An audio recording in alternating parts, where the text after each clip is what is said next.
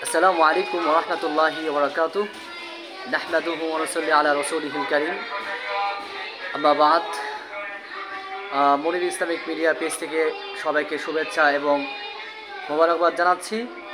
সাথে সাথে আজকে 10 মুহররমের মোবারকবাদ জানাচ্ছি সবাইকে। জানি আজকে এই ভিডিওতে আজকে একটি গুরুত্বপূর্ণ বিষয় আলোচনা করব, সেটি হলো যে 10 মুহররমে আসলে আমাদের কি কি না করা উচিত, কোনো কিছু নিষিদ্ধ আছে কি না, আজকে আমরা হাদিসের আলোকে দলিল ভিত্তিক দেখার চেষ্টা করব। তো এই 10 মুহররম এই আশুরার দিনে আমরা সমাজে অনেক কিছু দেখা যায়, অনেক কুসংস্কার অনেক কিছু আছে। তো এগুলো থেকে আমরা ইনশাআল্লাহ বেঁচে থাকার চেষ্টা করব। তার মধ্যে এক নম্বর আমরা যেটা বলবো সেটা হলো যে তাজিয়া মিছিল বের করা। অনেক সময় দেখা যায় যে উটের উপরে বা বিভিন্ন কিছুর উপরে কবর বানিয়ে এটা এলাকা এলাকা নিয়ে ঘোরানো হয়, দেখানো হয়, এটা নিয়ে মিছিল করা হয়। তো এটা করা যাবে না। দুই নম্বর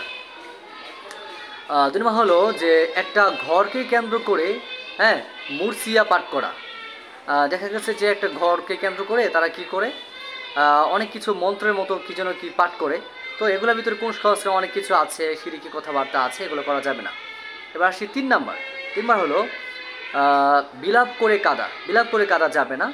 তো এই হাদিসটি আসলে বুখারীর হাদিস, বুখারীর মধ্যে আছে যে একটা হাদিস আছে যে আপনার সেই ব্যক্তি আমার উম্মত নয়, যে না কি করে যে বিলাপ করে কান্নাকাটি করে এবং আপনার শরীরের মধ্যে অযথায় মানে আপনার আঘাত করে, ব্যথাঘাত করে নিজে কষ্ট দেয়। তো এটা বুখারীর হাদিস যে আপনার এগুলো যে করে সে আমার উম্মত নয়। তো বিলাপ করে কাঁদা যাবে না।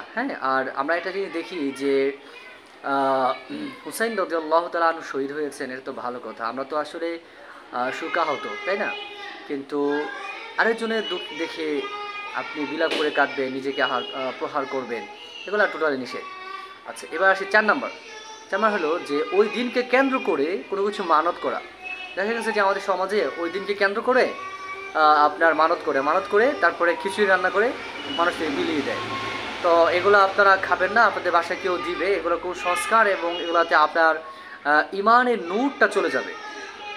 আচ্ছা, এরপরে আমরা আসি 5 নাম্বার হলো কারবালার ময়দানে হুসাইন রাদিয়াল্লাহু তাআলা শহীদ হয়েছেন, তখন রাসূলের বংশধরকে, রাসূলের নাতিকে সেই সময় পানি দেওয়া হয়নি। তারা পানি অভাবে কষ্ট করেছেন। তো সেটা মনে করে আপনি কি করেন, আপনি এখন মানুষকে এই দিনে মানুষকে আপনি পানি দেন, পানি বিলিয়ে বেড়ান না। এটা আসলে আপনার এই দিনেই কেন করতে হবে, মানে এই দিনকে নির্দিষ্ট করে করা আসলে এগুলো হচ্ছে কোন সংস্কার, ইনশাআল্লাহ এটা আমরা করার চেষ্টা করব না।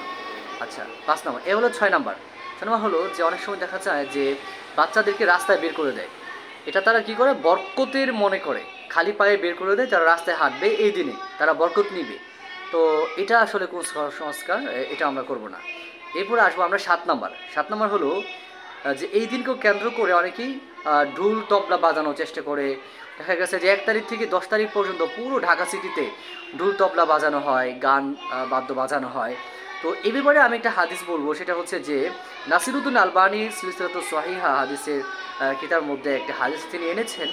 তো হাদিসটা হচ্ছে যে সৌদানি মালউনান, দুটি আওয়াজ হলো অভিশপ্ত। 1 নম্বর আওয়াজটা কি, সৌতুল মাজবারিন ইনদা নিয়ামা, যে খুশির দিনে ধ্বংসাত্মক আওয়াজ। খুশির দিনে যে ধ্বংসাত্মক আওয়াজটা করা হয় সেটা হলো যে খুশির দিনে বিয়ে অনুষ্ঠানে গায়ে হলুদে আমরা যে ডেক সেট বাজাই, গান বাজনা বাজাই, ঠিক আছে, এগুলো হচ্ছে অভিশপ্ত আওয়াজ, এগুলো করা যাবে না। এরপরে আরেকটা হলো যে সৌতু ওয়াইলিন আইন্দা মুসিবা, যে মুসিবতের সময় যে বিলাপ করে কাঁদা হয়, ধ্বংসাত্মক যে আওয়াজটা, এগুলো করা যাবে না। এখন এই যে হুসাইন রাদিয়াল্লাহু তাআলা শহীদ হয়েছেন, আমিরে হামজা শহীদ হয়েছেন, উসমান রাদিয়াল্লাহু তাআলা শহীদ হয়েছেন, আলী রাদিয়াল্লাহু তাআলা শহীদ হয়েছেন, খাব্বাব রাদিয়াল্লাহু তাআলা শহীদ হয়েছেন, তারপরে আছেন ওমর রাদিয়াল্লাহু তাআলা শহীদ হয়েছেন। এগুলো তো আমাদের জন্য দুঃখজনক এবং আমাদের এগুলো শোকাহত। তো কিন্তু তাই বলে এই দিনে আপনি গান বাদ্য বাজাবেন, এটা উল্টা হয়ে গেল। আপনি তাদের দুঃখের দিনে আপনি আনন্দ করলেন, তাহলে এই দিনে আপনি গান বাদ্য বাজাবেন কেন? এটা তো উল্টা হয়ে গেল, তাই না? তো আমরা ইনশাল্লাহ এই 10 মুহররম আজকের দিনটাতে আমরা এই সমস্ত 7টি কুসংস্কার থেকে আমরা বেঁচে থাকার চেষ্টা করব। আল্লাহ তাআলা আমাদেরকে সহি বুঝদান করুক, আমিন। আসসালামু আলাইকুম ওয়া রাহমাতুল্লাহ।